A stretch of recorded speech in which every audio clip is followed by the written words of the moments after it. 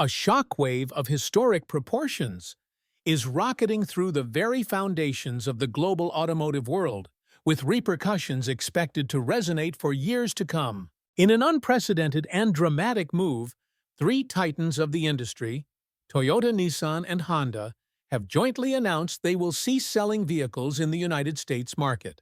The decision jointly revealed by Toyota CEO Koji Sato, Nissan CEO Makoto Uchida, and Honda CEO Toshihiro Mibe comes as a direct and powerful response to a seismic shift in U.S. trade policy under the newly elected President Donald Trump. With the imposition of sweeping tariffs on trade partners, including key Asian economies, the cost of selling foreign manufactured vehicles in the American market has reportedly become prohibitively high, rendering the business model unsustainable. The implications of this withdrawal are described by analysts as vast and profound, extending far beyond the immediate car industry itself. This move is expected to impact the global economy, reshape geopolitical relationships, disrupt labor markets, and directly affect the everyday lives of millions of Americans who have long depended on Japanese cars for their reliability, efficiency, and innovation. The withdrawal of these three giants of the automotive industry from the U.S. market is truly unprecedented in its scale and speed. For decades, Japanese automakers have played a dominant and transformative role in shaping the American car market. Toyota, with its top-selling models like the Camry Corolla and RAV4, had become almost synonymous with dependability and longevity on U.S. roads. Nissan's Altima and Rogue and Honda's Civic and CR-V were not merely popular models.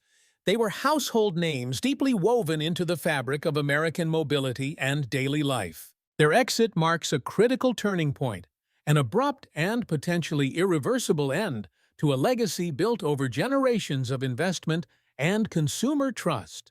It serves as a jarring reminder of how political decisions at the highest level, implemented rapidly, can dismantle complex and deeply integrated global trade dynamics almost in an instant.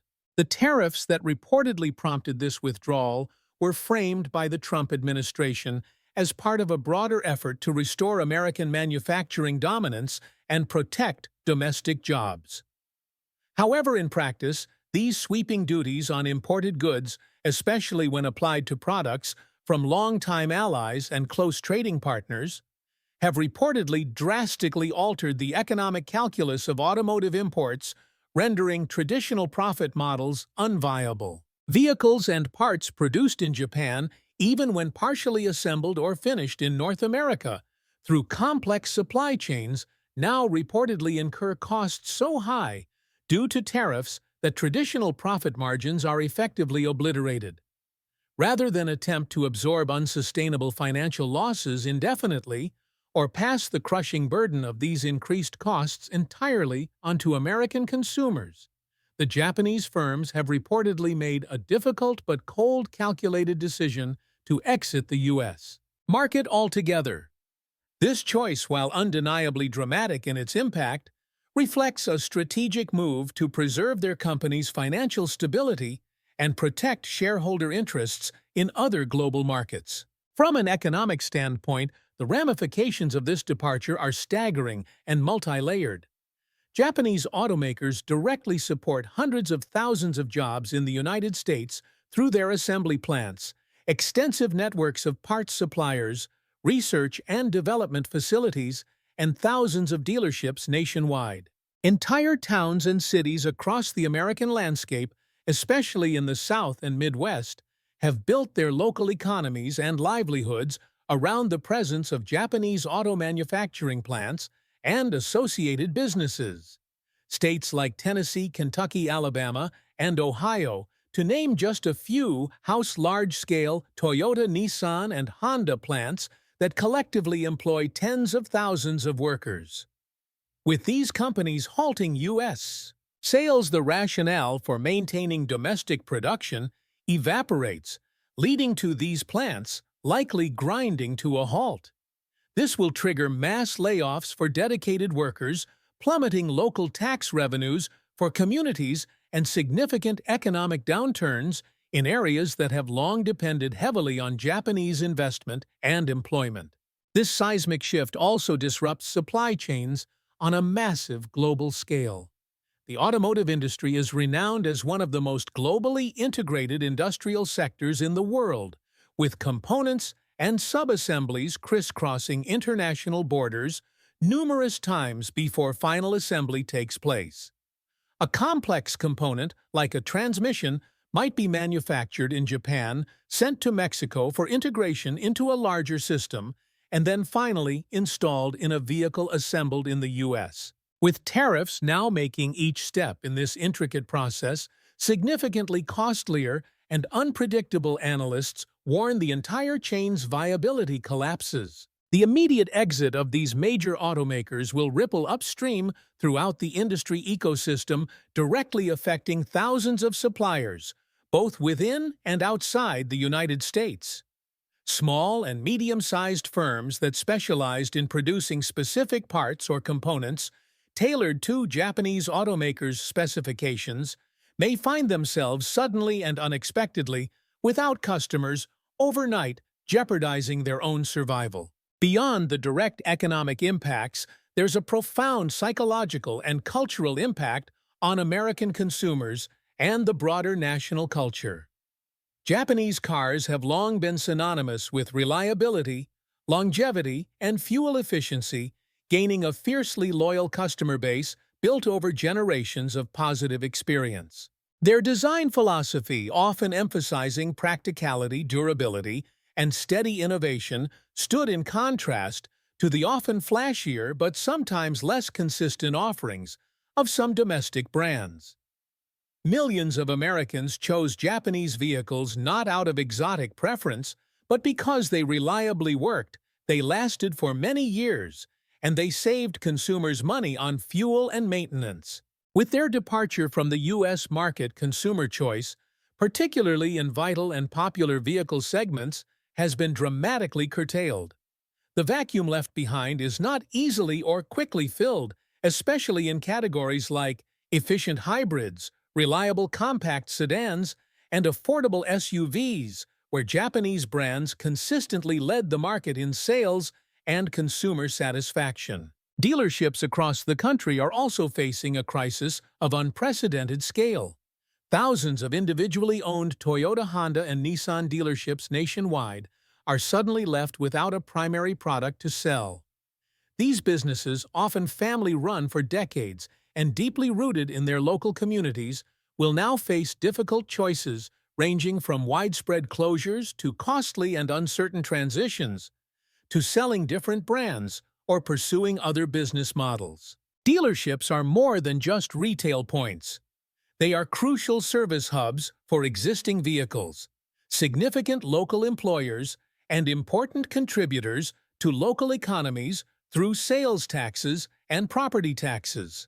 Service departments may be able to continue operating for a time, handling maintenance and repairs for the existing fleet of vehicles. But without the continuous flow of new inventory, to sell, revenue streams will rapidly dry up, making long-term viability challenging. The loss extends across the entire dealership ecosystem, impacting related businesses involved in advertising, logistics, training programs for mechanics, and more. Every aspect of the dealership model is thrown into turmoil. Another critical and often overlooked aspect of this situation is the sudden and significant strain placed on the remaining American automakers. With Japanese brands effectively vacating a substantial portion of the U.S. market share, companies like Ford, General Motors, and Stellantis, which owns the Chrysler, Dodge, Jeep, and Ram brands, are suddenly thrust into a competitive market share grab. On the surface, this may appear to be a golden opportunity for domestic brands to capture loyal customers from their former rivals. However, the reality is far more complex and challenging. These domestic companies may not have the immediate production capacity or the existing product diversity, particularly in segments like compact cars, fuel-efficient sedans, and a wide range of hybrids, to satisfy a sudden surge in demand from former Japanese car buyers. Retooling factories, hiring and training new workers, and ramping up complex supply chains takes considerable time and significant capital investment.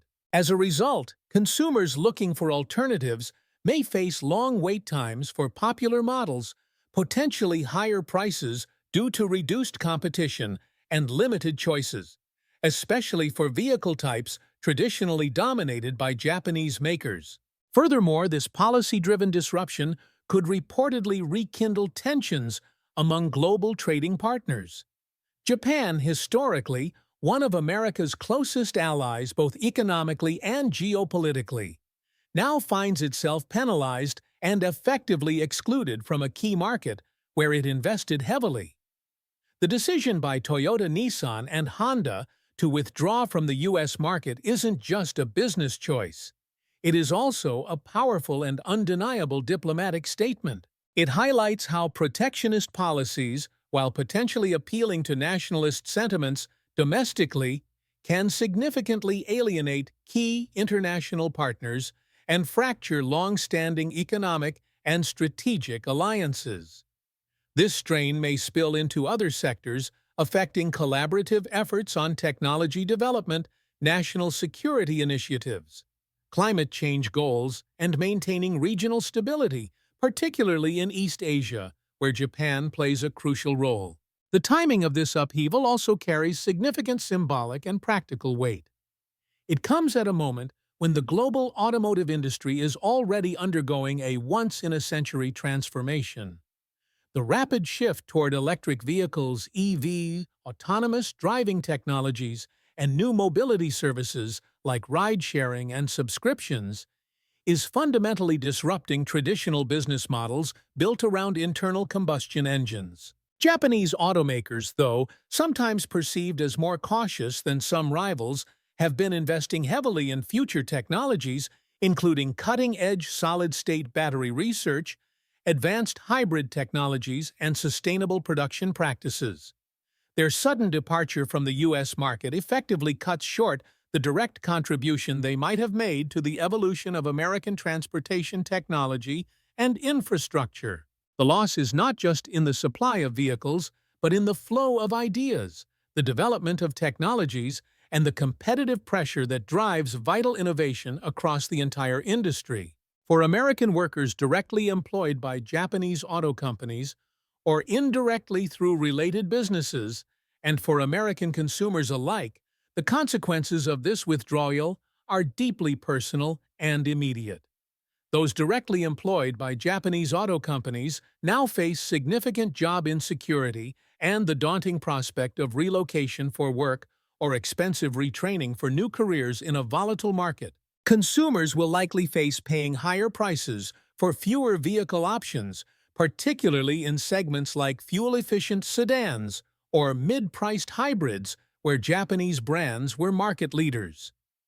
Loyalty built over years through reliable engineering and good customer service is now met with disappointment and frustration. While the initial anger from some segments of the public may be directed at the foreign companies for leaving, industry analysis suggests the real source of this widespread disruption lies in the abrupt and impactful policy changes that reportedly made continued operation in the U.S. market simply untenable for these international corporations. Meanwhile, emerging automakers from other regions around the world may attempt to step into the void left by Toyota, Nissan, and Honda.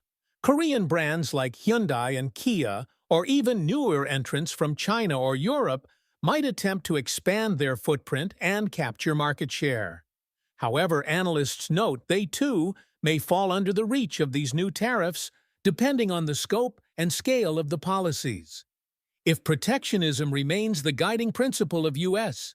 trade policy, the American market risks becoming increasingly insular and isolated from global competition and innovation. While domestic automakers may benefit in the short term from reduced direct competition in certain segments, the long-term risk of market stagnation, reduced consumer choice, and potential dissatisfaction are very real threats to the overall health of the U.S. auto market. The technological implications of this exit are just as significant as the economic ones. Japanese companies have historically played a central role in improving fuel economy standards, developing advanced hybrid systems, and enhancing vehicle safety technologies that have benefited the entire industry and consumers. With their retreat from the U.S., progress in these crucial areas could potentially slow, especially if domestic companies struggle to quickly and effectively fill the innovation gap. Japan's methodical, efficiency-driven approach has often led the way in manufacturing practices like lean production, optimizing supply chains, and advancing robotics in assembly plants. Without their significant presence and the competitive pressure they exerted, the broader American automotive industry risks losing a critical source of inspiration and pressure to continuously improve and innovate. The strategic decision by the CEOs Koji Sato, Makoto Uchida, and Toshihiro Mibe to orchestrate this joint withdrawal is also a critical study in corporate governance under extreme pressure. Their unified front presenting a seemingly coordinated exit suggests not just coincidence, but likely significant coordination, perhaps even collaboration, at a governmental or industry-wide level in Japan.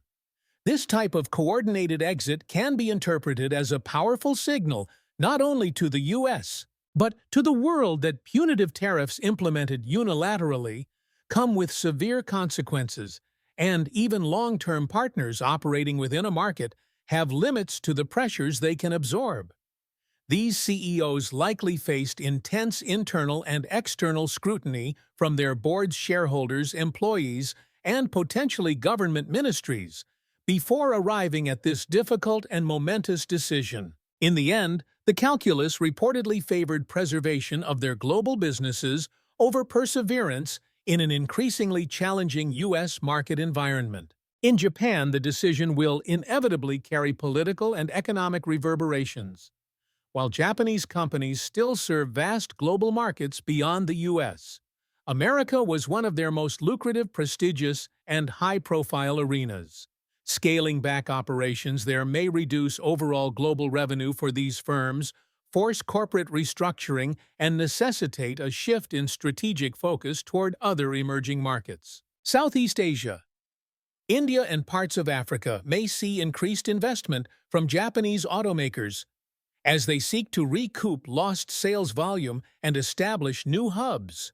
However, none of these markets currently offer the same combination of scale, economic stability, and consumer brand loyalty that the U.S. market historically did.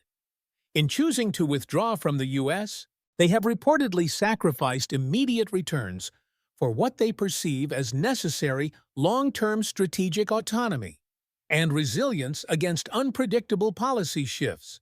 The American auto industry may find itself in a deeply precarious position, now forced to prove that it can stand alone and innovate effectively in a less diverse and potentially less competitive marketplace. The optimism that fueled early 21st century automotive collaboration, an era where German precision, American scale, and Japanese efficiency often converged in joint ventures and shared platforms, has arguably given way to fragmentation and protectionism.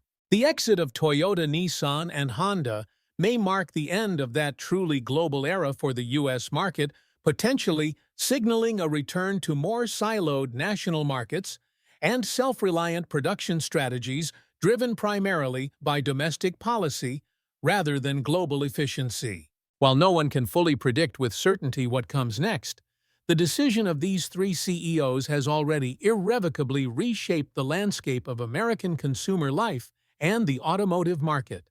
Every parking lot, every highway, and every dealership in the country will inevitably bear the marks of their absence. The long rows of reliable Corollas, Civics, and Altimas that once filled American roads in vast numbers will eventually dwindle as older models are retired, potentially replaced, perhaps slowly and at higher cost, by domestic models or vehicles from nations that find a way around the new economic walls. The legacy of Toyota, Nissan, and Honda in the U.S. is not easily erased. For decades, they were not merely perceived as foreign companies. Through investment employment and product reliability, they became, in many ways, American institutions. Their departure is a profound wake-up call, a stark signal that even the most deeply rooted foreign enterprises are not immune to the tremors of geopolitics and rapid, impactful protectionist policy shifts. As the dust begins to settle on this monumental decision, what remains is a stark reminder that in our increasingly interconnected world, economic nationalism carries a price, and that price is ultimately paid by many, not just a few.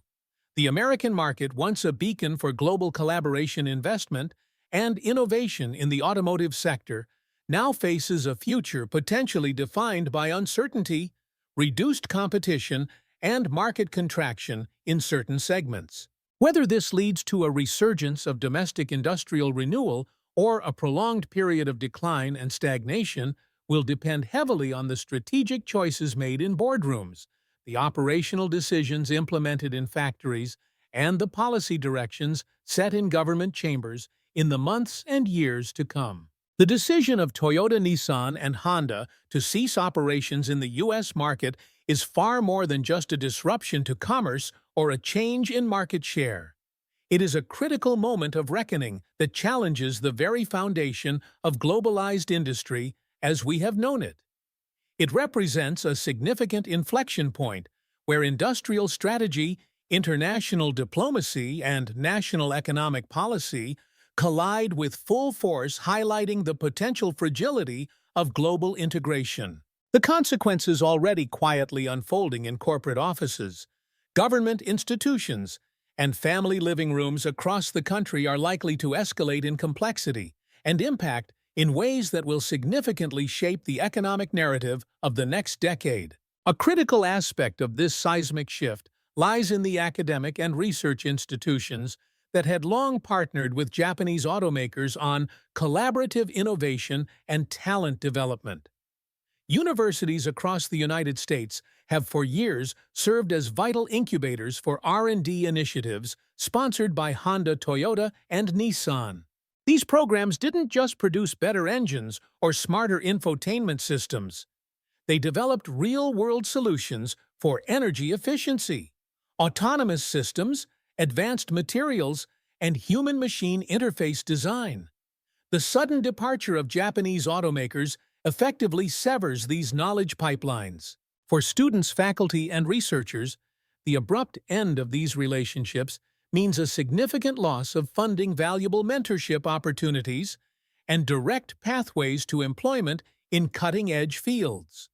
It directly narrows the opportunities for hands-on innovation that previously bridged academic theory and industrial application, potentially impacting the pace of technological advancement in the U.S. Just as significant is the disruption to environmental policy implementation and emissions goals.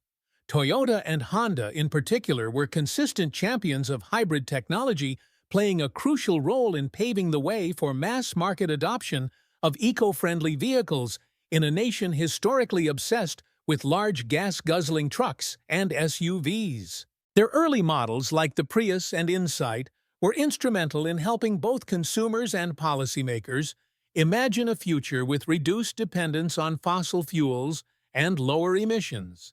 As they exit the U.S. market, that leadership and competitive pressure in key efficiency segments evaporates. Without their significant presence and the pressure they exerted on competitors to prioritize fuel efficiency and alternative powertrains, there is a real danger that progress on emissions standards may stagnate or even regress in the absence of continuous innovation from a diverse set of players. The sudden withdrawal also represents a major economic loss for U.S. ports, logistics firms, and shipping industries that depended heavily on the import of Japanese vehicles and parts. Major ports like Long Beach in California, Savannah in Georgia, and Houston in Texas, which had dedicated infrastructure specifically built and designed to handle automotive imports, will see significant reductions in cargo volume. This not only directly affects port authorities, but also the thousands of longshoremen, truckers, freight companies, and warehouse operators who form the logistical backbone of international trade.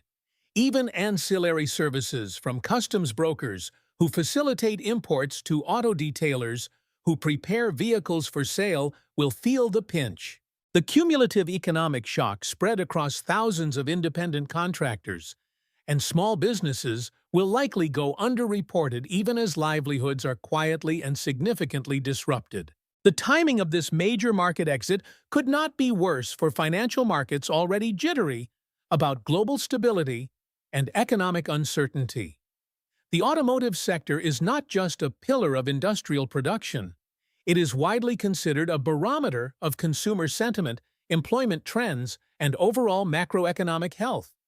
Toyota, Honda, and Nissan have long been viewed by investors as reliable, stable stocks, symbols of steady performance. Their decision to pull out of the world's second-largest car market sends a clear, concerning signal to investors worldwide that political volatility and rapid policy shifts are now a real and present danger to global operations, even for established, successful multinational corporations.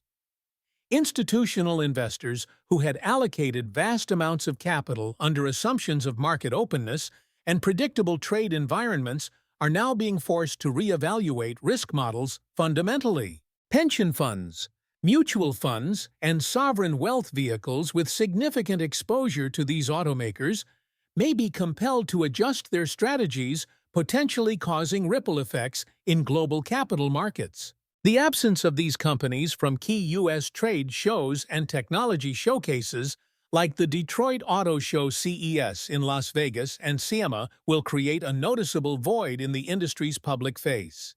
These events have traditionally served as crucial platforms for not only product launches, but also for signaling broader corporate direction, technological innovation pipelines, and future market strategies. The Japanese automakers were often among the most anticipated presenters at these events, frequently unveiling bold concept vehicles that challenged design conventions, or redefining technology integration in ways that pushed the entire industry forward. Their withdrawal creates a silence and a lack of diverse perspective that competitors may attempt to fill, but few have the same history of consistently delivering surprising, forward-looking ideas that captured the public imagination. This may lead to a flattening of creativity and innovation in these public spaces, as the diversity of thought shrinks in an increasingly fragmented industrial landscape.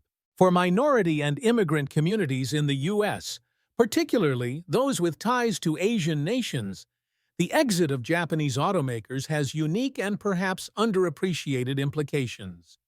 Over the years, Toyota, Nissan, and Honda actively provided significant opportunities to workers from Asian American communities and immigrants with specialized technical skills. These companies often fostered inclusive work environments, hosted cultural exchange events, and promoted language accessibility in their HR policies, making them welcoming employers. Their plant locations and regional offices often served as vital entry points to the middle class for families new to the American labor force, providing stable, well-paying jobs. The loss of these companies eliminates critical avenues of social mobility and economic opportunity for these specific demographic groups, and their departure may leave cultural and economic voids that local employers are ill-prepared to address effectively. Another vital but less visible casualty of this trade conflict is the trust that was carefully cultivated between Japan and the United States over many decades of deliberate trade diplomacy and cultural exchange. The entry of Japanese automakers into the U.S. market and their subsequent investment in manufacturing was never just about selling cars. It was a broader political project initiated during the post-war era to rebuild mutual respect, foster economic interdependence, and integrate the two economies as partners. Japanese investment in U.S. manufacturing was a core pillar of this strategy, helping to soothe historical tensions and form a strong partnership that extended into defense cooperation, technology sharing, and educational exchanges. This withdrawal ruptures that delicate trust and may encourage more insular policymaking on both sides, potentially leading to increased friction in the future. The symbolic weight of this exit goes beyond economics. It reopens questions about reliability and alignment in a changing geopolitical order, where trust among allies is paramount. From a cultural perspective, the retreat of Toyota, Honda, and Nissan also marks a distinct end of an era in American consumer identity and car culture. These brands were not just transportation options. They became cultural symbols, deeply embedded in various subcultures. The Honda Civic, for instance, became an iconic vehicle in the street racing and tuner subculture across generations. Toyota trucks, especially the Tacoma and Tundra models, built incredibly devout followings among outdoor enthusiasts, off-roaders, and those needing reliable utility vehicles. Nissan's Z-Series sports cars became classics in the tuner community, with an influence stretching across multiple generations of car enthusiasts. The emotional bond that many Americans formed with these specific vehicles and brands shaped not just their garages and transportation choices, but also their personal memories, stories, and lifestyles. The loss of this cultural familiarity and connection is hard to quantify precisely, but is undoubtedly deeply felt by millions of past and current owners and enthusiasts. Educational programs at technical colleges and vocational schools across the U.S. that specialized in training students to service and repair Japanese vehicles also face uncertain futures. For years, certification programs built around the specific mechanics of Honda engines, Toyota electronics, or Nissan drivetrains were highly sought after and provided clear career pathways. Now these curricula will need to be rapidly overhauled, and students who invested significant time and money into this specialized training may find their skills suddenly obsolete in the domestic job market if the number of these vehicles needing service declines over time. This misalignment between educational infrastructure and industry need adds yet another layer of dislocation and uncertainty to an already unstable labor environment in many regions. On the international stage, the departure of Japanese automakers from the United States market may embolden competitors from other regions to push harder into the vacuum left behind. European luxury brands may attempt to move down market with more affordable models, while Chinese electric vehicle makers, some with aggressive global growth targets, may try to establish a foothold. But this transition won't be seamless. The high tariffs that reportedly chased out Japanese brands remain a formidable barrier for others, and while Chinese automakers may find alternative methods of entry, such as local joint ventures or assembling vehicles in Mexico, they face immense scrutiny and political resistance in the U.S. market. In this environment, the absence of established Japanese companies doesn't automatically lead to market openness for others. It creates an opportunity vacuum filled with significant risk and uncertainty. Insurance companies, too, will be affected in less obvious but still important ways. Actuarial models used to calculate risk, repair cost estimates, and depreciation schedules are all carefully calibrated based on the availability of parts labor costs and the overall market presence for specific brands. With Toyota, Honda, and Nissan vehicles no longer in production for the U.S. market, the economics of maintaining and insuring older models will begin to shift. Replacement parts may become more expensive or harder to source over time. Total loss thresholds for vehicles may change, and insurance premiums for these vehicles could potentially rise. This adds hidden costs for consumers already facing inflationary pressures, compounding the financial stress created by reduced market competition and choice. From a legal and regulatory standpoint, the departure opens up complex questions about dealership, franchise laws, warranty obligations, and product liability for the millions of vehicles already on the road. Automakers cannot simply vanish without addressing existing contracts with thousands of dealers and warranties held by millions of consumers. Legal teams on both sides are now reportedly engaged in difficult negotiations for settlements, buybacks, or transition clauses to manage what amounts to a large-scale, complex market exit. This legal tangle will likely clog courts, consume significant corporate resources, and test the flexibility and adaptability of commercial law at both state and federal levels. Looking ahead, the possibility of reshoring, the relocation of manufacturing operations back to Japan or into potentially friendlier Asian markets, is likely to accelerate for these companies. This reverses a multi-decade trend of offshoring production to access the U.S. market more efficiently.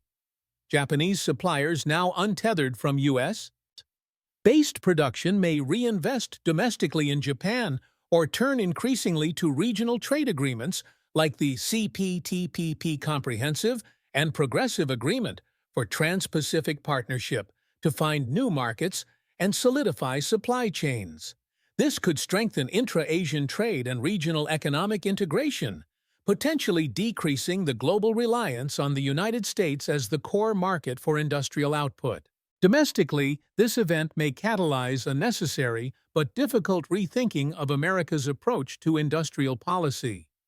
While protectionist measures can shield domestic producers in the short term, they also risk discouraging foreign investment and reducing competition, two forces that have historically driven American innovation and consumer benefit. The exit of Japanese automakers highlights the vulnerability of policies that fail to balance protection with openness and global integration.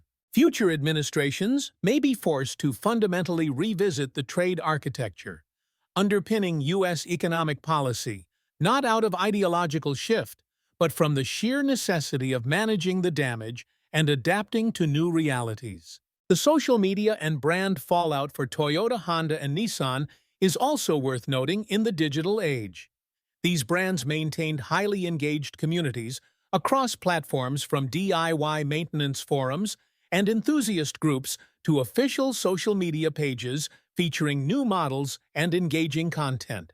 With no new vehicles to sell in the U.S., digital engagement strategies will need to fundamentally pivot, perhaps, to focus entirely on legacy brand support, maintenance tips for existing vehicles, or directing American consumers to international brand activities.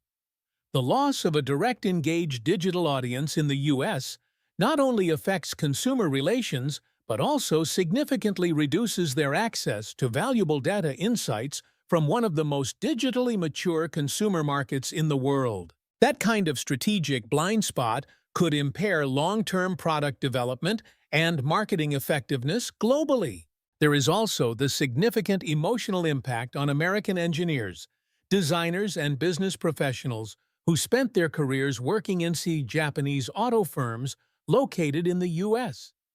Many of these individuals developed deep respect and admiration for the Japanese corporate philosophy, its emphasis on teamwork, precision, quality, and humility.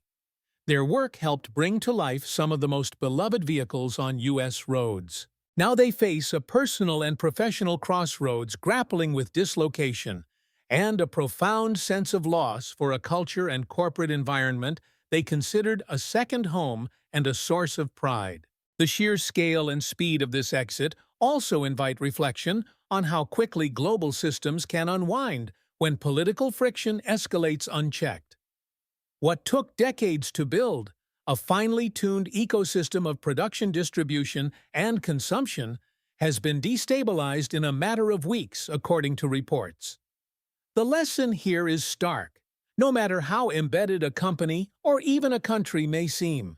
In the global order, resilience cannot be taken for granted. Strategic interdependence, once considered a buffer against conflict, now appears increasingly fragile in a world shaped by economic nationalism and zero-sum thinking. This is not the first time global automakers have faced existential choices or shifted operations, but rarely have the stakes been so high, or the retreat from a major market so total and seemingly coordinated.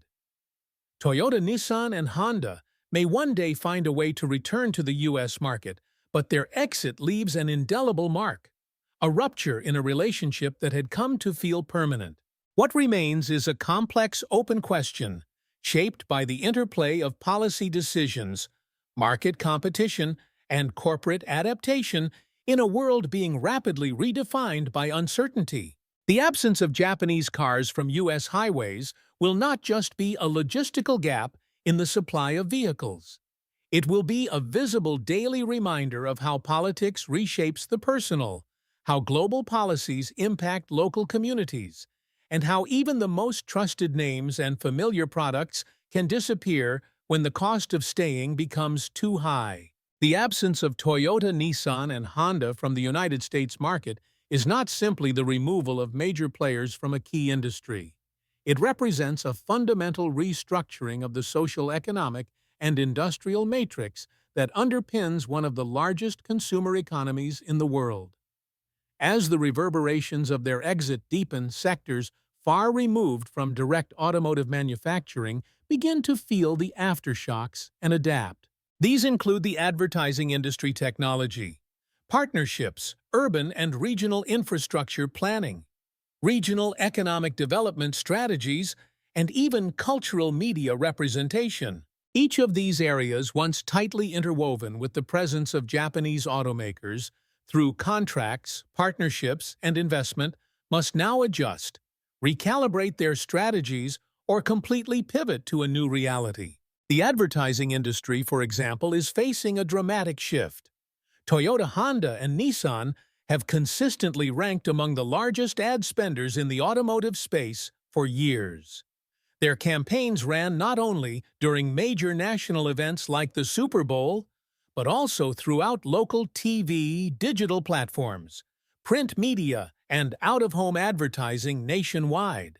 Their messaging shaped consumer perception, highlighting safety, value, performance, and reliability, and became a significant part of the cultural fabric related to car ownership.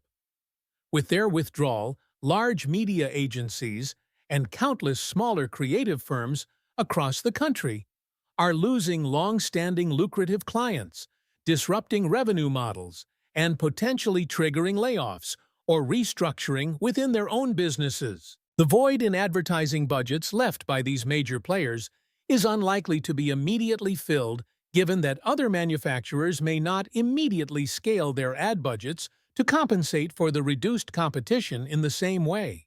Tech companies that had partnered with these automakers also find themselves at a crossroads. Over the past decade, Japanese automakers have invested heavily in digital connectivity, in-vehicle infotainment systems, and AI-driven safety features, often in collaboration with American tech giants and smaller startups alike. Toyota's connected services platform, Honda's integration with voice assistants, and Nissan's work on augmented reality dashboards were all developed with U.S.-based developers, software engineers, and UX firms.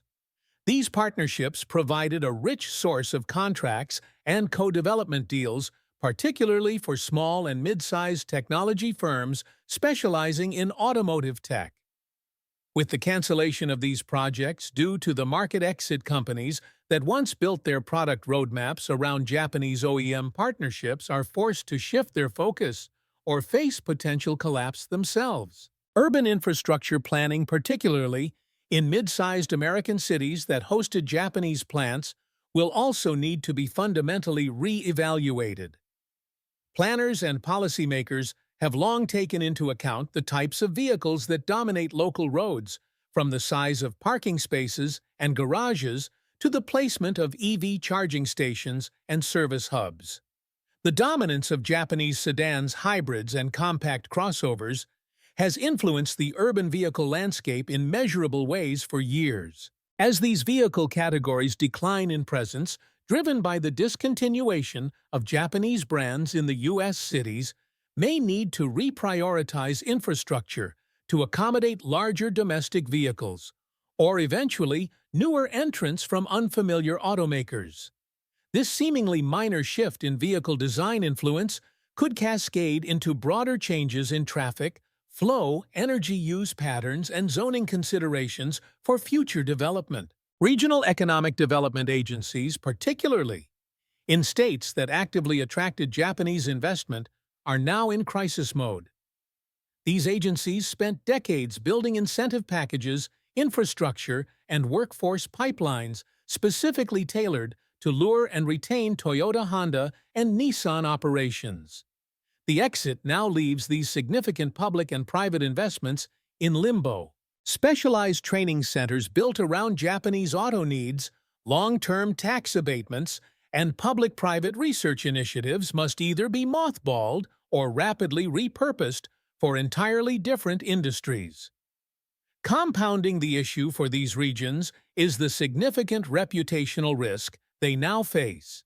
If flagship international investors are seen leaving due to policy volatility at the national level, attracting new multinational partners becomes dramatically harder and more uncertain. These areas may be forced to revert to less diversified, less resilient economic models they had before the Japanese investment. The film and television industry surprisingly also faces subtle but noticeable effects. Japanese cars have long enjoyed prominent product placement roles in film and television, appearing in everything from high-octane action scenes to relatable family dramas. They represented both aspiration and accessibility, often used to signify a character's grounded nature, reliability, or pragmatic sensibility. With their withdrawal from the market, product placement opportunities will diminish, and scripts involving these brands may need to be rewritten or restructured. The cultural presence of these vehicles, long a familiar and accepted part of American media, may slowly fade, influencing how car culture is represented, which vehicles are mythologized, and what brands come to symbolize innovation or trustworthiness for future generations. This entire story, encompassing policy, economics, industry, and human impact, reveals the speed and depth of change possible in our interconnected world. A thunderclap reverberated across the American industrial landscape, shaking communities and boardrooms alike. The announcement from General Motors, the iconic American automaker, specifically from GM CEO Mary Barra, confirming that the company is shutting down production within the United States and shifting significant manufacturing operations overseas, landed like a thunderclap. It was a singular moment that captured not just a dramatic and unexpected shift in corporate strategy for a company deeply intertwined with American identity, but also served as a revealing commentary on the increasingly turbulent and unpredictable relationship between U.S. national policy and the complex web of global trade that underpins modern industry.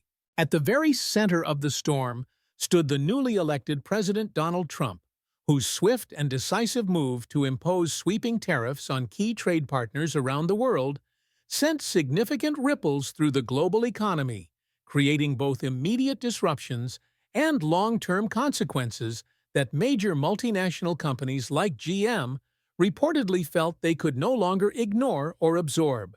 General Motors, a company that has stood as a powerful symbol of American manufacturing, might, and ingenuity for well over a century, has a long history of weathering global competition, navigating through economic crises, and adapting to technological revolutions. Its vast network of factories has been absolutely central to the economic lifeblood of cities across the nation, places like Detroit, Michigan, Flint, Michigan, and Arlington, Texas, employing tens of thousands of American workers and serving as vital economic anchors for entire communities and regions. So when Mary Barra addressed stakeholders, employees, union representatives, and the broader public to confirm that GM would cease a portion of its U.S. production and effectively relocate those manufacturing operations abroad, the message was profound and seismic, reaching far beyond the company itself. It wasn't just about one single company making a tough business call in isolation.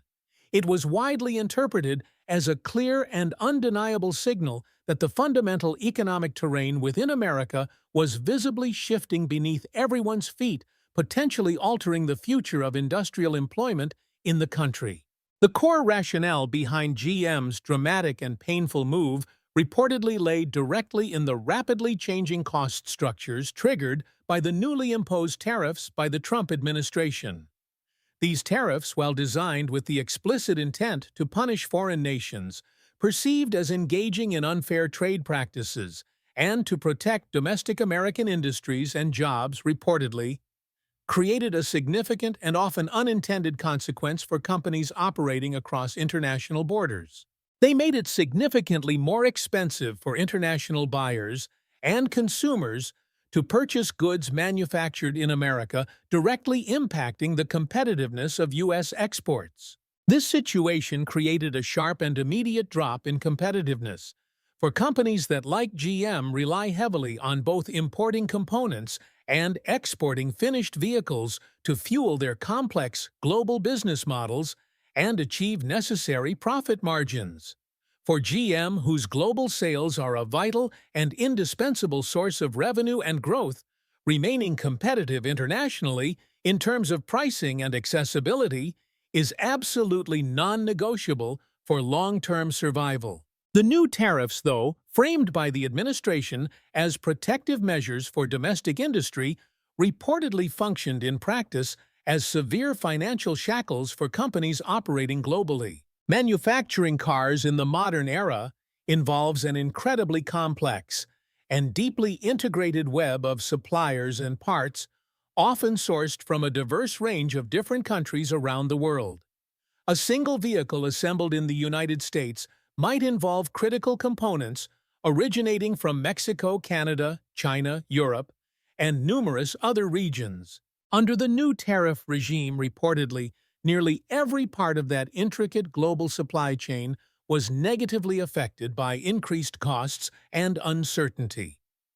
The cost of importing essential parts increased dramatically, and consequently, the final price of GM's vehicles, particularly those intended for export, rose accordingly.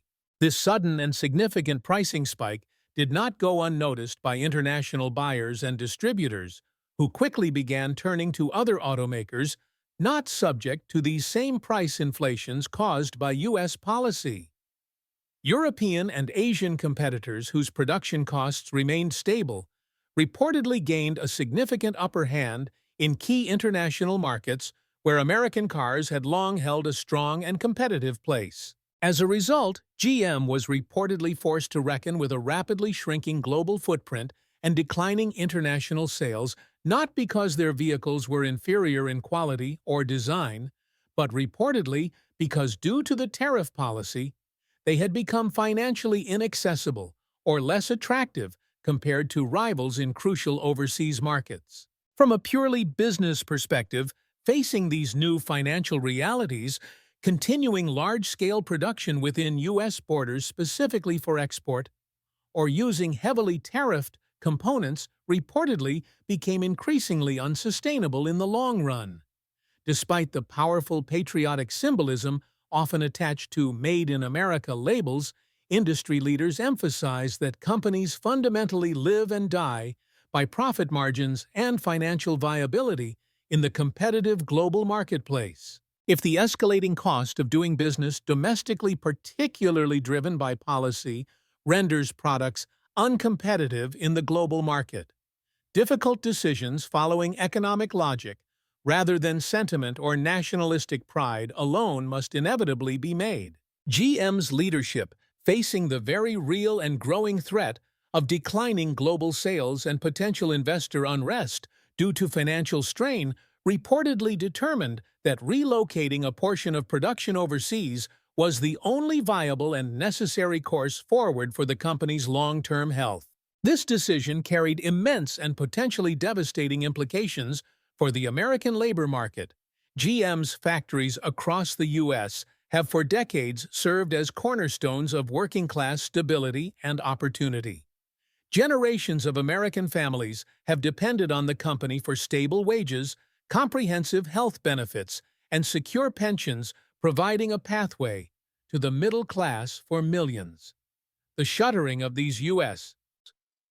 Based plants meant the direct displacement of tens of thousands of dedicated workers, many of whom had spent decades of their lives with the company, often following in the footsteps of their parents or grandparents. Entire communities and cities built around automotive manufacturing faced profound economic devastation.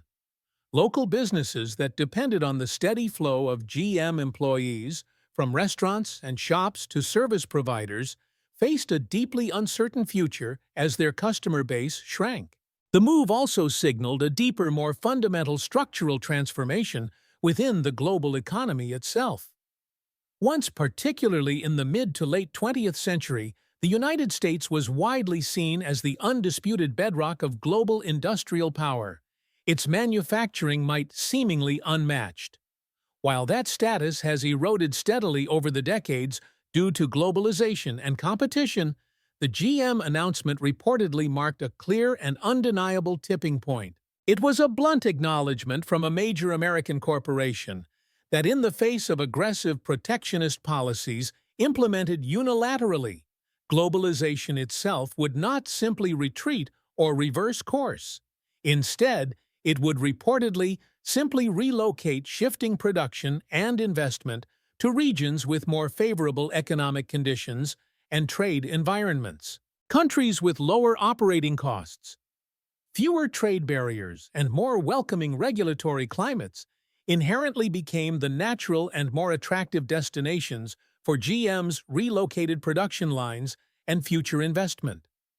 Foreign governments, seeing a significant economic opportunity, reportedly began actively courting GM with offers of lucrative tax incentives, essential infrastructure investment, and greater labor flexibility. For nations in Asia and Eastern Europe, for instance, the company's move was seen as a potential windfall of jobs and economic activity.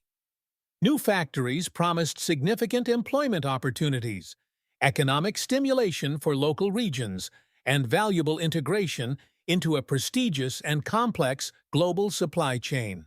For GM itself, the strategic choice to relocate was reportedly not just about surviving the immediate financial pressures.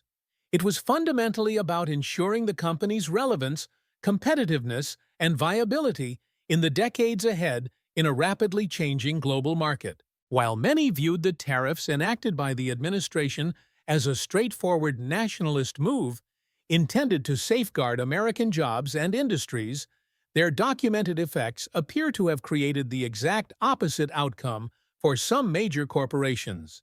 Instead of bolstering domestic employment and production, they reportedly provided a strong and direct incentive for multinational corporations to look elsewhere, to move operations outside the U.S. to avoid the punitive costs. GM's significant shift starkly underscored the inherent paradox at the heart of such broad unilateral trade policies.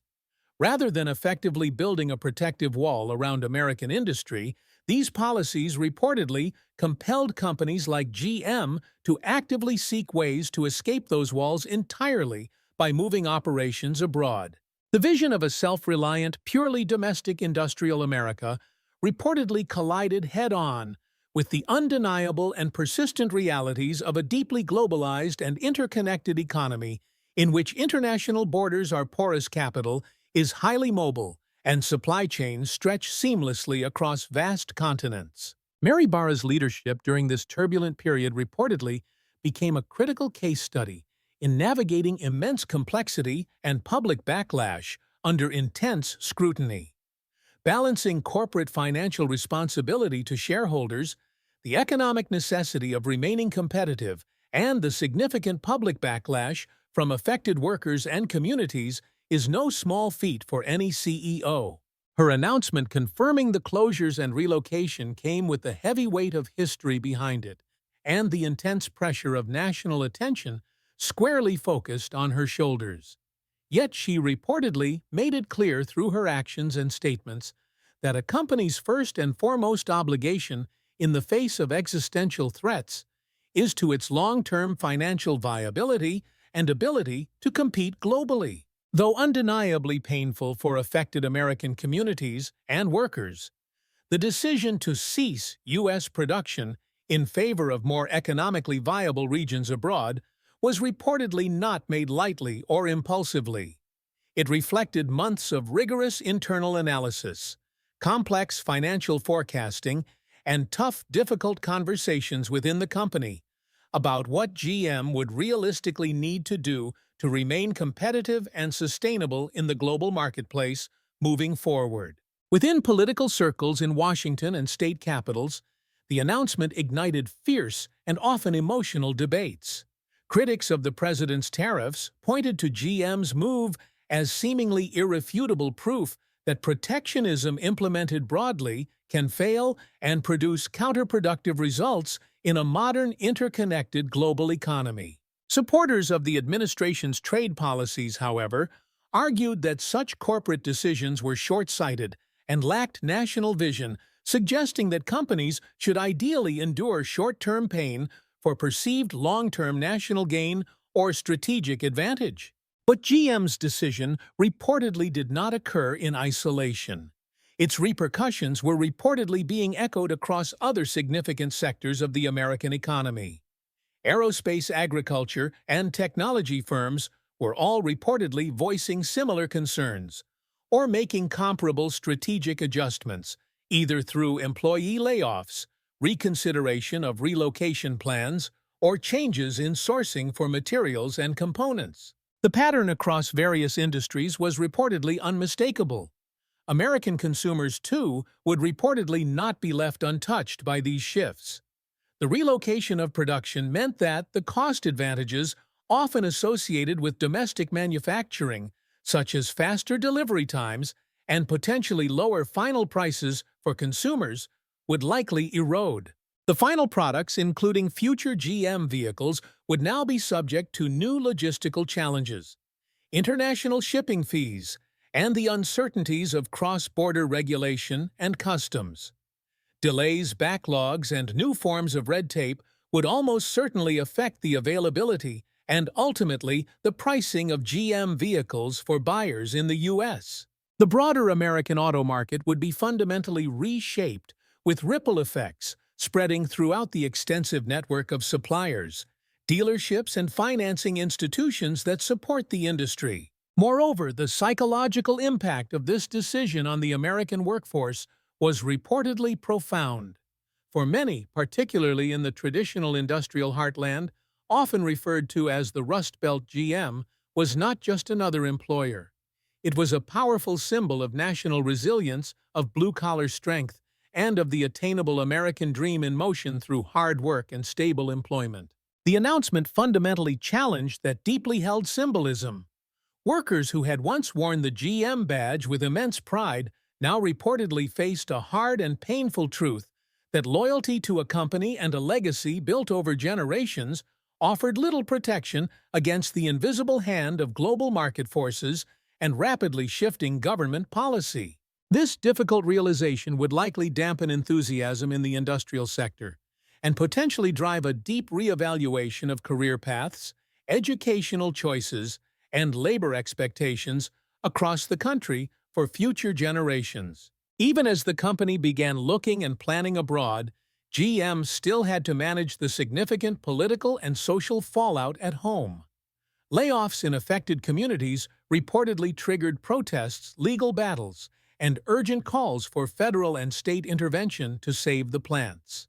Congressional leaders reportedly sought emergency meetings with GM executives and administration officials, while governors of affected states attempted to negotiate directly with GM to find solutions for plant preservation or repurposing. But the underlying economics, reportedly driven by the tariff costs, remained unyielding. The increased financial burdens imposed by the tariffs had already taken root, and reversing them, even if that was a political possibility, would reportedly take time. Time GM reportedly felt it could not afford to waste in a competitive global market. Other automakers in the U.S. and globally were reportedly watching closely. Ford, Chrysler, part of Stellantis, Toyota, and Tesla all reportedly reevaluated their own supply chains, production locations, and strategic assumptions in light of GM's move. The precedent set by GM reportedly reverberated powerfully through boardrooms and C-suites worldwide. If America's most iconic carmaker could make such a bold and drastic move to leave U.S. production, others industry analysts feared would surely follow suit.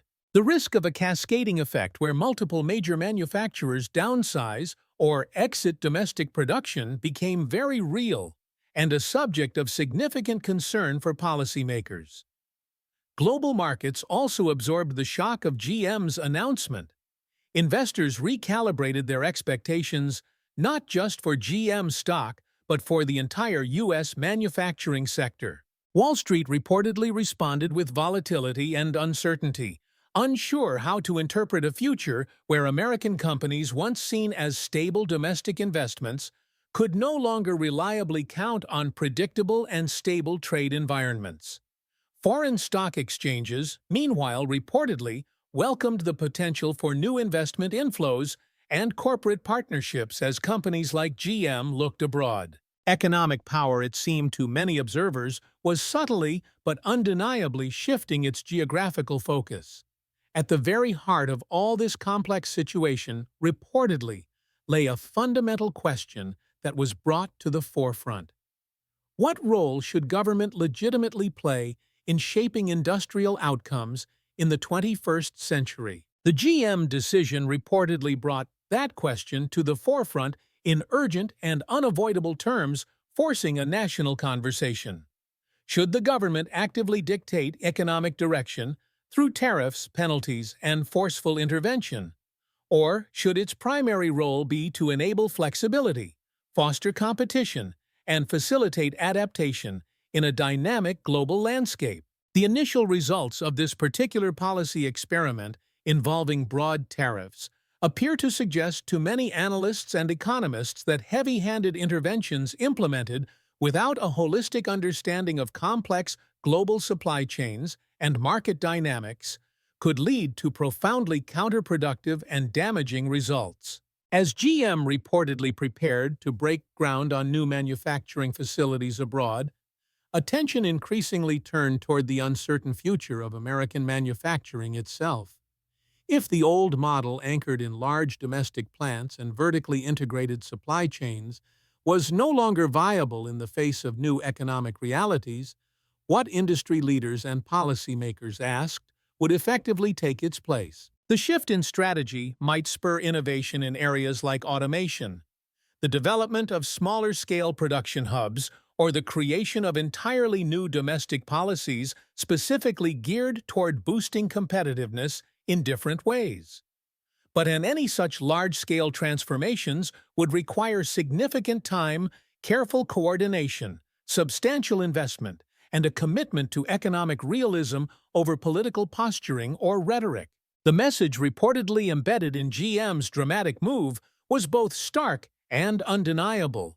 In a global economy where production is interconnected, nationalism expressed through restrictive trade policy often comes with substantial costs that reportedly can far exceed its intended benefits for domestic industry. Mary Barra's decision to relocate production overseas was reportedly not an act of defiance against the administration.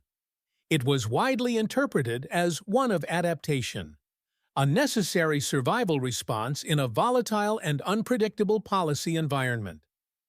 It serves as a powerful cautionary tale of what happens when economic policy is reportedly driven more by slogans and political impulses than by robust data analysis and carefully considered long-term strategies. GM's shift abroad reportedly reshaped not only the company's own global operations, but also fundamentally altered the national conversation about the very future of American industry in a globalized world.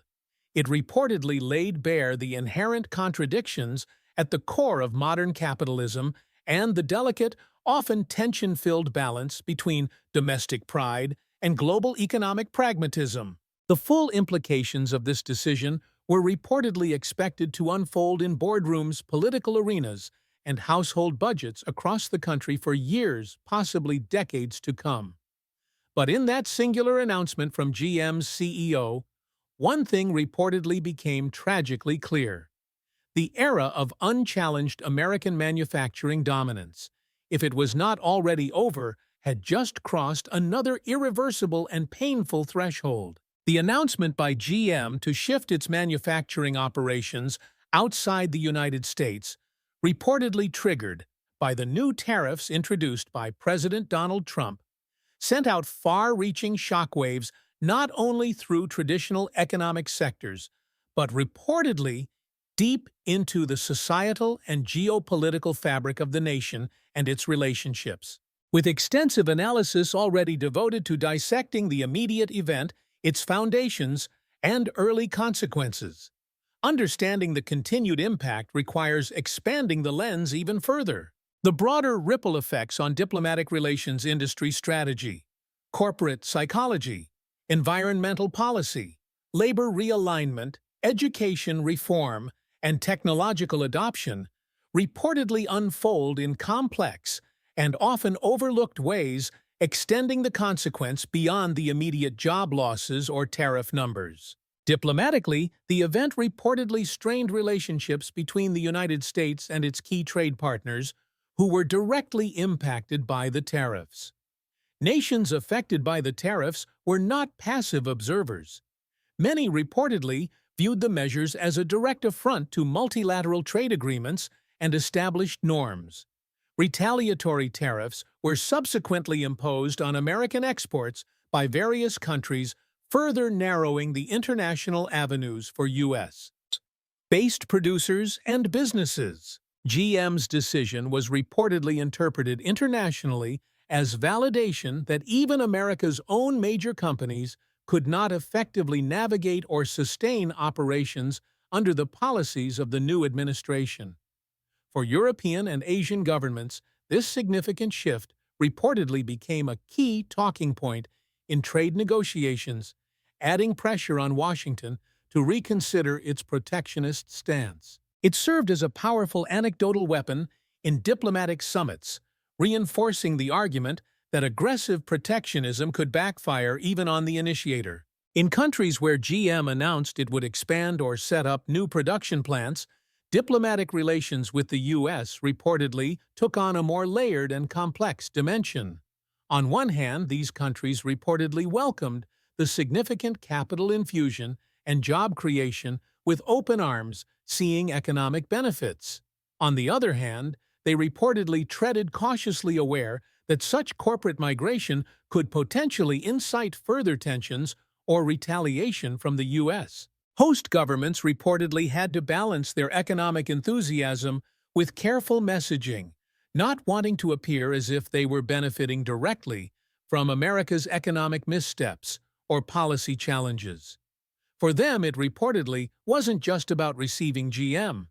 It was about recalibrating their future relationship with an increasingly unpredictable superpower in the global landscape. For the auto industry as a whole, GM's move reportedly forced a re-examination of long-held assumptions about where value can be created and how risk is assessed in the modern era. Traditional models that relied on national stability and government alignment had to increasingly account for sudden policy lurches and political volatility. The calculus of investment reportedly changed.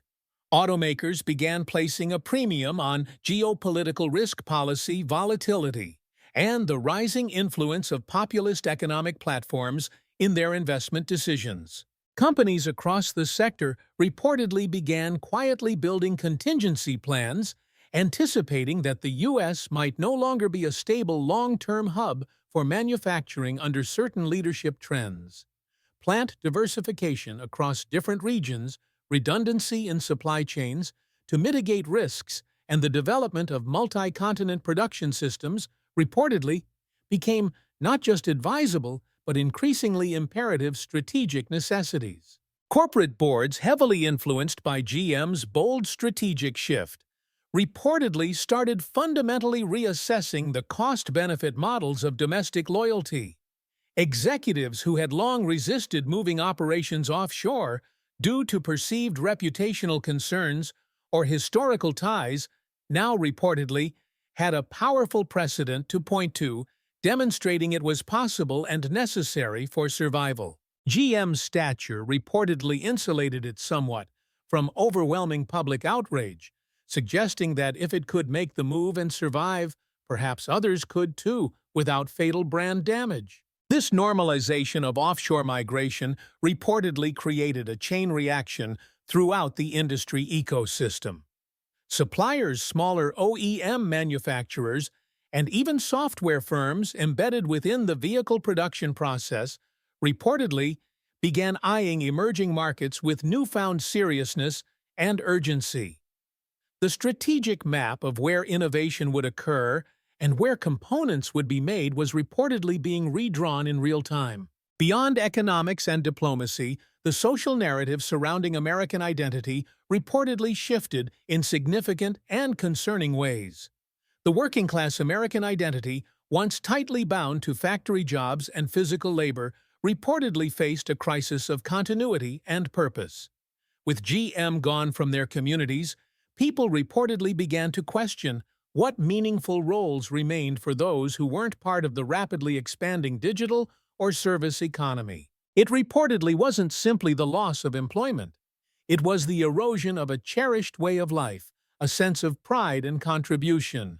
Cultural pride, family lineage connected to factory work, and community cohesion, often deeply rooted in long-standing manufacturing jobs, reportedly began to fray under the strain of economic displacement.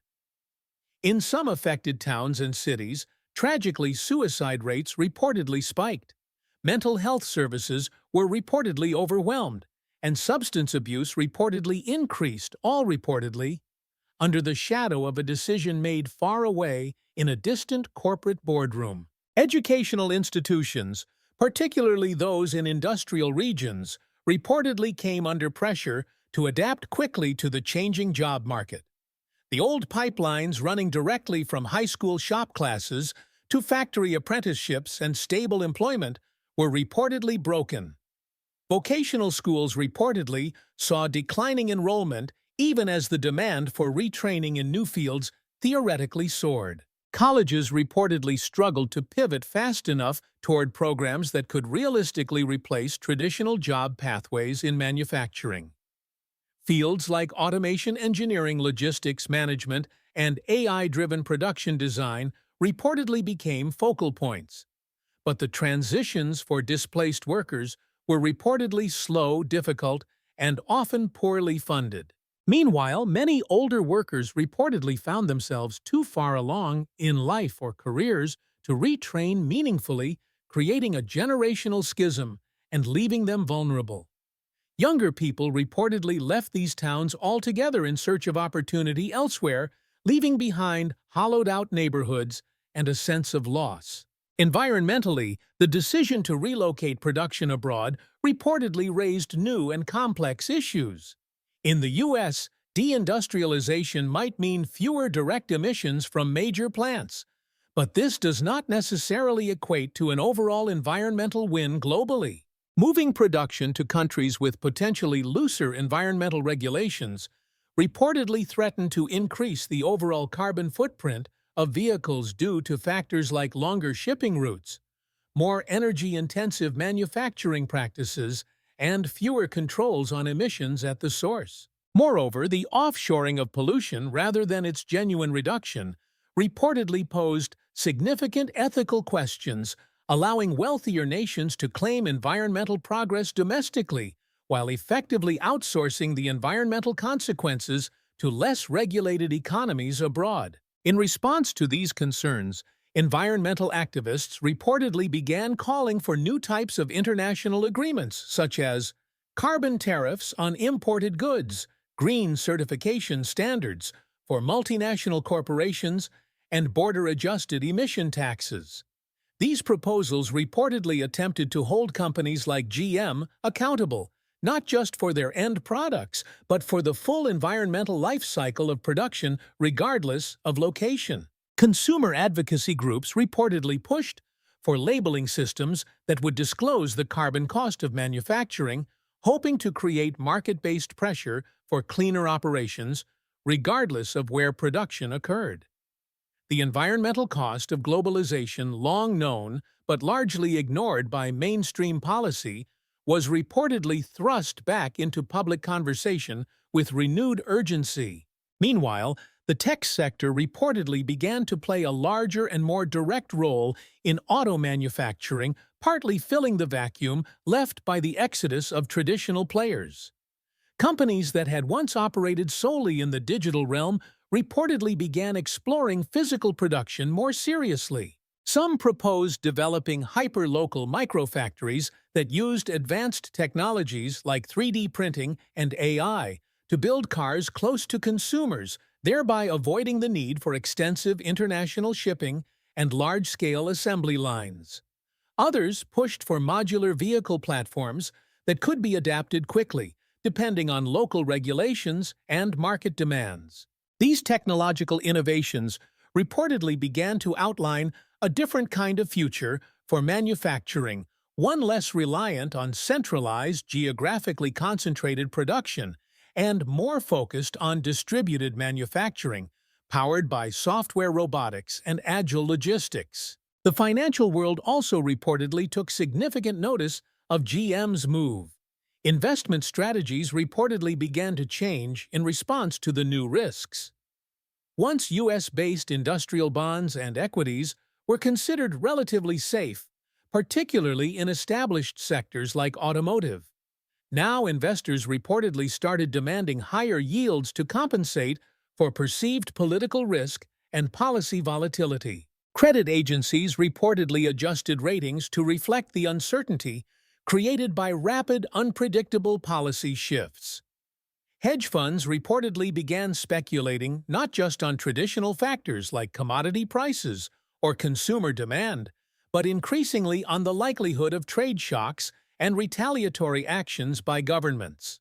The financialization of policy risk reportedly became a specialized field within finance, with GM's move often cited in presentations and prospectuses as a prime case study in modern market volatility driven by non-traditional factors. Inside GM, the relocation effort reportedly initiated a comprehensive corporate transformation. Managing operations across multiple legal systems, labor codes, and currencies required a new level of internal complexity and global coordination. Departments reportedly had to be restructured, and talent pipelines reportedly had to be rebuilt in foreign countries. Executives were reportedly deployed abroad, tasked with overseeing the launch of entirely new facilities in unfamiliar environments. These shifts, while logistically challenging, also reportedly marked a significant cultural transformation within the company itself. A more internationalist mindset reportedly took root, shifting focus away from a purely U.S.-centric view. Corporate loyalty reportedly began shifting subtly away from national roots toward prioritizing global efficiency and shareholder value. Over time, analysts speculated this could potentially dilute American cultural influence within the corporation, shifting its internal values and public identity on the global stage. At the same time, the U.S. military-industrial complex reportedly quietly watched these developments with a degree of concern. Major automakers like GM have historically served as crucial contractors and strategic partners during wartime or national emergencies. Their domestic manufacturing presence has long been considered a form of soft national security. The ability to quickly pivot auto plants toward tank production or ventilators, as occurred during past crises like World War II and COVID-19, depended directly on having robust domestic infrastructure. The relocation of these assets abroad reportedly meant that in a future crisis, the U.S. would have fewer rapid response options available within its own borders. Defense planners reportedly began reassessing the risks of over-reliance on global supply chains, even in industries not directly defense-related. Insurance firms, too, reportedly responded to these new realities. Global risk models reportedly had to be updated to reflect the shifting nature of production and the dispersal of assets. As GM spread its operations across politically diverse regions, the risk of labor disputes, natural disasters, and geopolitical instability reportedly increased and required re-evaluation. Policies had to be revised, premiums adjusted, and coverage exclusions scrutinized for international operations. Corporate insurance reportedly became a more complex, potentially costly, and increasingly critical piece of the puzzle, especially in industries as exposed to macroeconomic and political forces as automotive manufacturing. Culturally, the move reportedly triggered reflection across artistic and journalistic domains.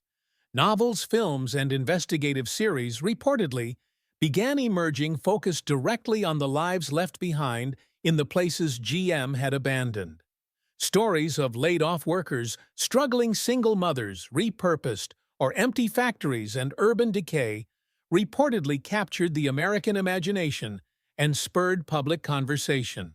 These works didn't just mourn the past, they reportedly interrogated the fundamental values of a society that had failed to protect its most loyal labor force. Museums reportedly curated exhibits on the history of American manufacturing, reframing it not as a continuing saga, but as an era that had ended perhaps prematurely due to policy choices. Unions, once a cornerstone of worker protection and a powerful political force, reportedly faced an existential reckoning. They reportedly found themselves weakened and divided in the face of plant closures they could not prevent. Some reportedly called for national strikes or appeals to international labor bodies. Others reportedly tried to rebrand themselves as partners in transition, offering retraining programs and lobbying for modern labor rights in a changing economy. But many workers, reportedly disillusioned, drifted away from organized labor, entirely feeling betrayed, not just by corporations, but by institutions they had long supported. Union membership reportedly declined, further weakening a political force that had once significantly shaped national elections and legislative agendas. In the political arena, the GM announcement reportedly became a major flashpoint in subsequent debates and campaigns. New candidates running on platforms either fiercely supportive or highly critical of globalization and protectionism reportedly used the moment to illustrate their ideologies and appeal to voters.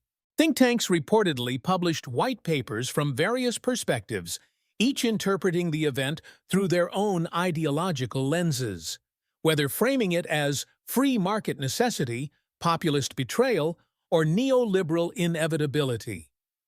For some, the decision was seen as clear evidence that only a completely new economic model could address the emerging realities of the 21st century, one where automation, global mobility, and digital trade replaced traditional smokestacks and assembly lines. The global educational discourse also reportedly evolved in response. International business schools reportedly began updating their case studies almost immediately, highlighting GM's move as a critical inflection point in global business history. Students in major cities like Shanghai, Berlin, Johannesburg, and Sao Paulo reportedly studied the implications not just for business strategy, but for ethics, public policy, and human geography. Global CEOs in training were reportedly now being explicitly taught to think beyond traditional national loyalties, to operate in a world where the only constant was strategic flexibility in the face of unpredictability. Even among consumers, subtle but meaningful shifts in purchasing habits and attitudes reportedly began to take shape. Some consumers reportedly became more conscious of where their products came from and the labor conditions involved. Others, disillusioned with traditional auto companies, reportedly looked towards newer startups or foreign brands perceived as more aligned with modern values. A growing subset of consumers reportedly began actively advocating for ethical manufacturing certifications and greater transparency, pushing automakers to disclose factory conditions, wage standards, and environmental impact regardless of production location. Though still a minority, Their voices reportedly added to the pressure on companies to view relocation not as an escape route from scrutiny, but as a path with new forms of responsibility. GM's announcement, though corporate in nature, had implications that reportedly touched nearly every aspect of contemporary life, revealing systemic vulnerabilities. It reportedly revealed the inherent fragility of industrial ecosystems, the speed at which policy can reshape corporate behavior, and the degree to which national identity and community well-being are entangled with economic production decisions. The move was not simply a business decision. It was a significant milestone that marked a transformation in the ongoing American story. While the machinery of GM may continue to hum abroad, what it leaves behind in the United States is reportedly more than just vacant buildings and pink slips. It leaves behind a profound and challenging question for the nation's future.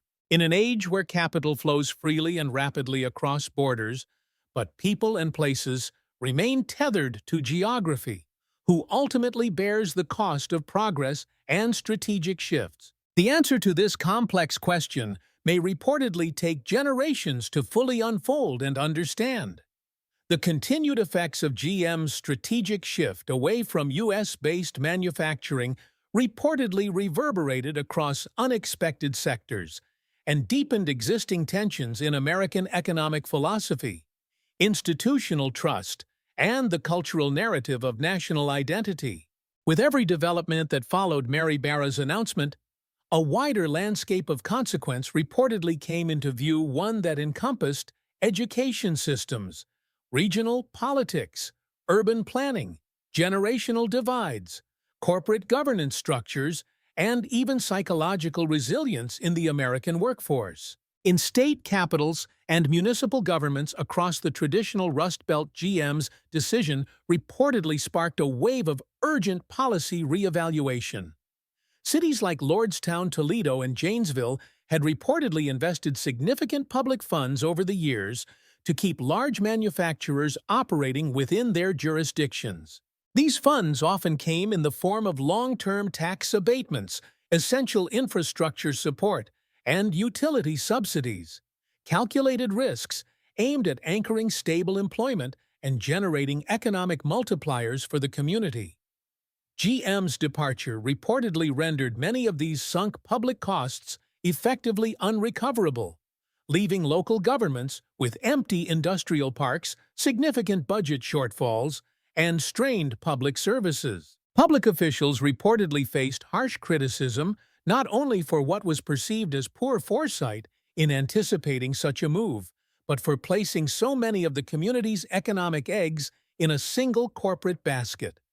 This situation reportedly led to a broader reckoning around the necessity of economic diversification at the local and state level. Civic leaders reportedly began aggressively courting startups, logistics hubs, renewable energy firms, and digital service providers in hopes of building a more varied and resilient economic base. This transition, however, reportedly proved arduous and slow. Many of these towns had been optimized for heavy manufacturing for decades, not data centers or biotech labs. They reportedly lacked the necessary broadband infrastructure, a readily available technical workforce, or established academic partnerships needed to pivot quickly to new industries.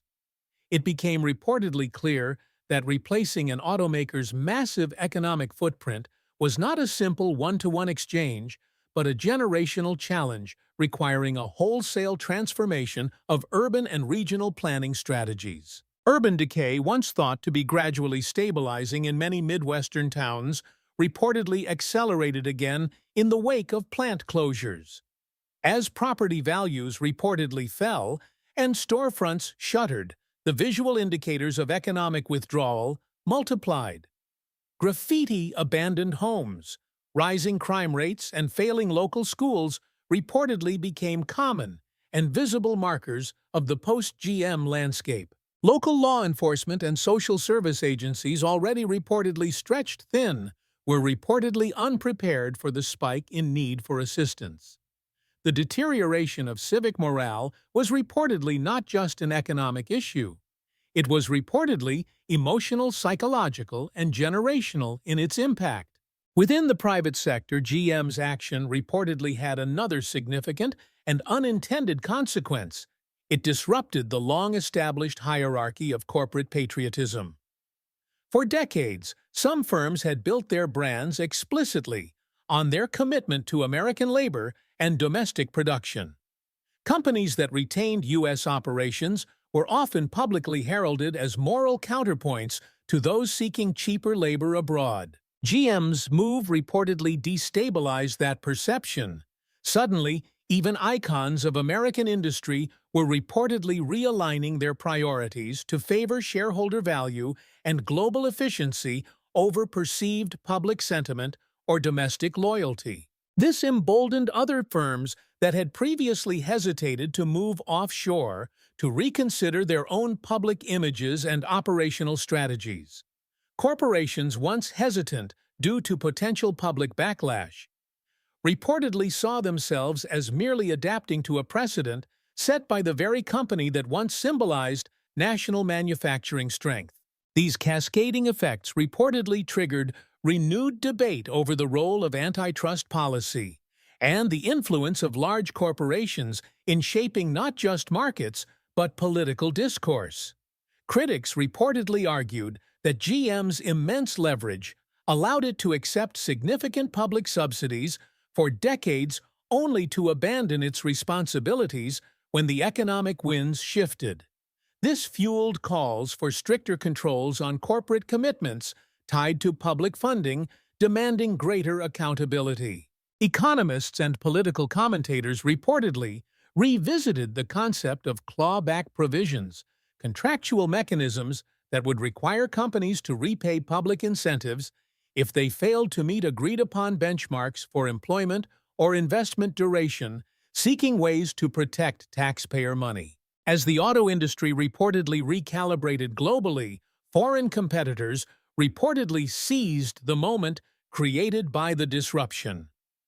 Automakers based in South Korea, Germany, and Japan quickly ramped up marketing campaigns that emphasized pricing stability, manufacturing continuity, and reliability, directly contrasting with the perceived volatility in the U.S. market. In emerging economies where GM expanded operations such as Vietnam, India, and Eastern European nations, rival firms reportedly positioned themselves as more stable long-term partners for suppliers and local workforces.